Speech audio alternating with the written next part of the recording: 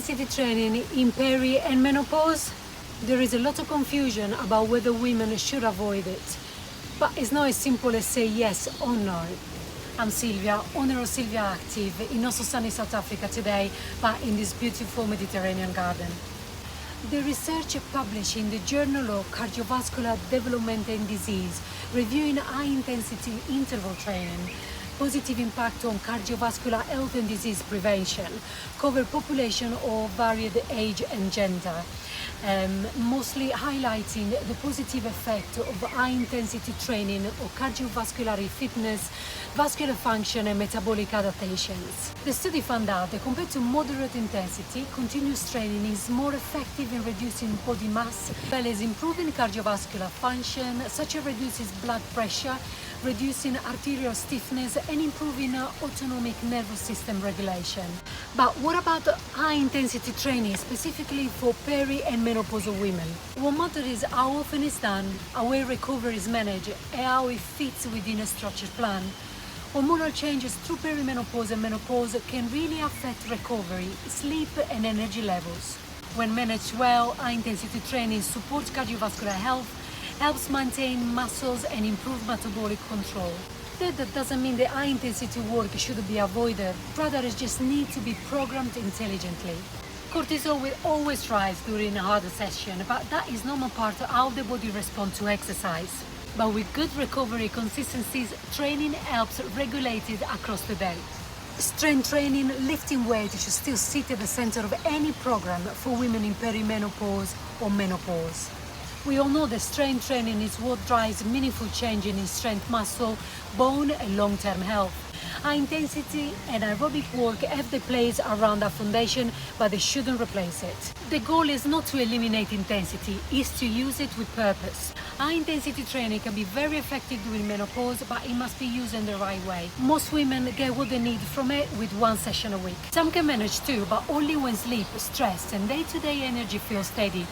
The goal isn't to push yourself as hard as possible, it's to apply intensity in a controlled way that supports the rest of your training. Keep high intensity training short, 10-15 minutes is more than enough.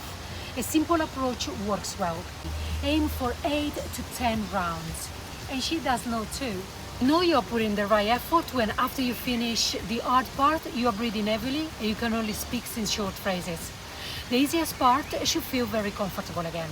Choose low-impact machine such as a salt bike, rower, ski erg or incline walking on a treadmill. You'll be able to work hard without putting unnecessary stress in your joints.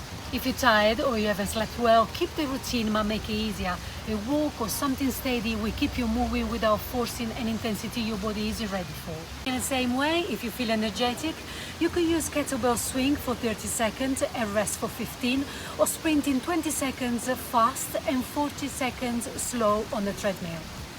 How well you recover will shape the efficiency of your training. Menopause can make sleep and energy be harder to manage. So taking recovery seriously helps you feel better session to session, and a few simple habits go a long way. And just few tips, always remember to stay hydrated. Try not to do high intensity training completely fasted. It usually makes the session feel tougher than it needs to be. A light snack, Greek yogurt, fruit with some almonds, it works really well.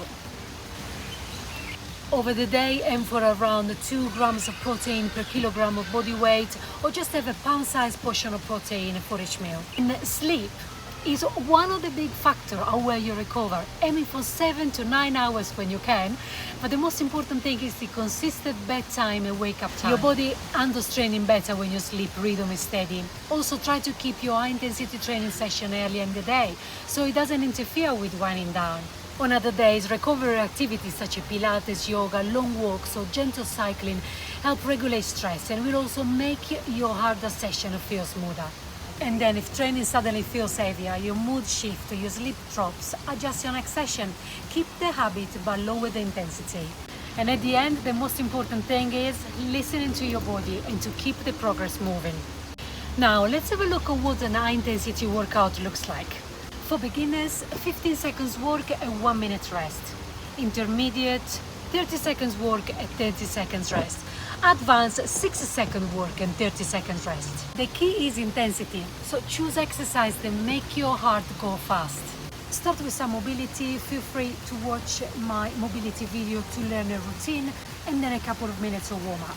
For today I've chosen jumping jacks, squat or squat jump, push-ups and Russian twists. Remember to maintain proper form to avoid any injuries. Let's go! Pick one of the times that you think you can complete 8 to 12 sets. Start jumps. Stand straight with your feet together and arm at your side. Leap into the air while opening your legs wide and bringing your arm up high. Pull your arms and legs back in to land softly on your feet.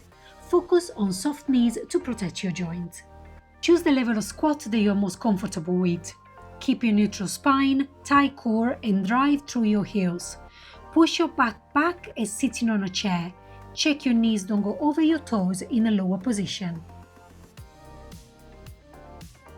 For press-ups, feel free to do it on your feet or knees. Maintain a straight line from knees to head. Look slightly ahead of you, neck neutral. Engage your core, lowering towards the ground and pressing the heels of your hands to come back. For Russian twist, please use a weight if you want to make it tougher. Lean back slightly, lift your feet and rotate your torso from side to side. Stop.